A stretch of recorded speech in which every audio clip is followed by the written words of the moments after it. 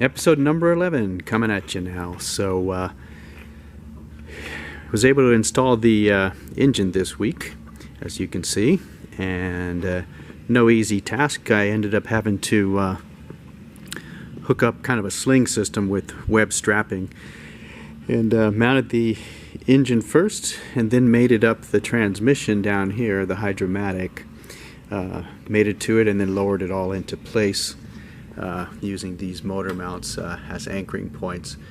But looks pretty good in there, and so now I can put a few of the accessories on there. For instance, I started yesterday and installed a new fuel pump right here with the vacuum, we'll call it a vacuum regulator on the bottom of the fuel pump for the wipers. And on this side I was able to mount the intake and the exhaust manifold assembly, and looks pretty good on there, I think. So I'm real pleased with the way that mounted onto there. But I'm not going to put the drive shaft on yet because we still have to be able to push the chassis around into different parts of the hangar.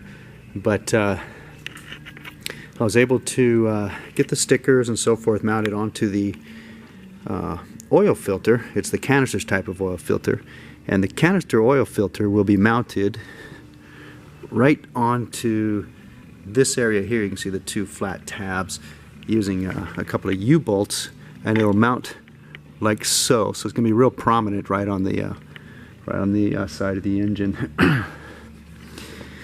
So anyway, real happy with that, the way that all turned out. But let's walk over here real quick. Sorry, my allergies are bugging me today. But anyway, so got the tank that was the fuel tank that was all kind of rusted out, not rusted out, but rusted, some surface rust. So I finished it up with some nice primer, and then painted it over with a nice low gloss finish. And we added a new fuel sending unit. The old one, the sock, where the fuel gets intake, where it sucks up the fuel, was all destroyed, so I had to put a new one there. But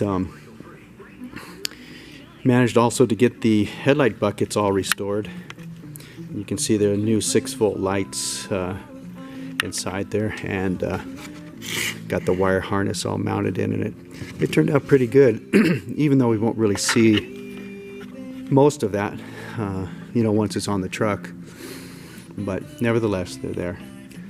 So today I'm going to be able to work on getting the distributor all cleaned up. It's pretty dirty. It's in an area on the truck where it's mounted is susceptible to a lot of oil leakage and splashes and so forth. As you can see, it's pretty nasty. So get that all figured out and mounted into the truck, and a few more little old braces that go up on the front fenders. We got to clean all those up, and then from there need to paint a few more components of the steering column. This component right here is the shifter, the automatic shifter for the hydromatic. And you can see that I've already got it kind of scraped down and ready for primer.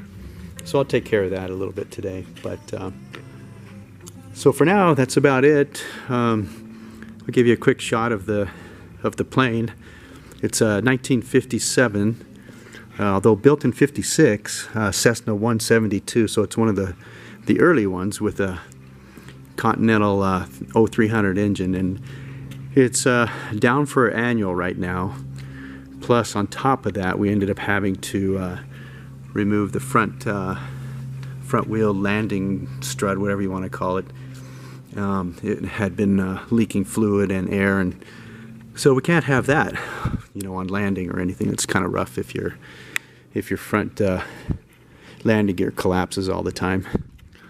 Other than that, it's a beautiful little plane, fun to fly, just really, really basic and simple.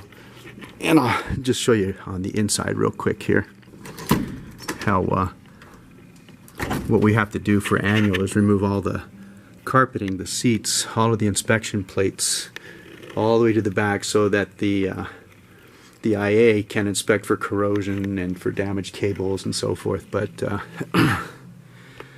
You can see here it's a pretty basic instrument panel.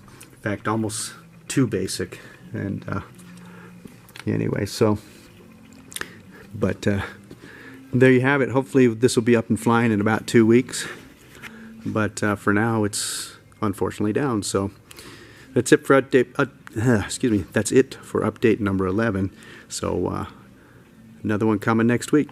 Talk soon.